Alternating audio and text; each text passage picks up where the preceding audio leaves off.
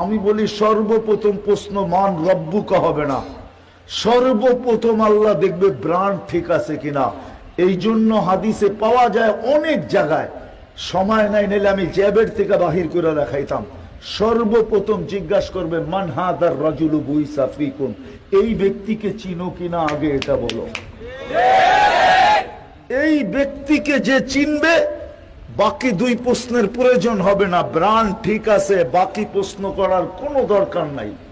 ওকে জিজ্ঞাসা করবে এই ব্যক্তিকে চিনো কিনা। আর ব্রান্ড যদি ঠিক থাকে তাহলে দেখতে দেরি, মুস্কি হাসি দিতে দেরি করবে না।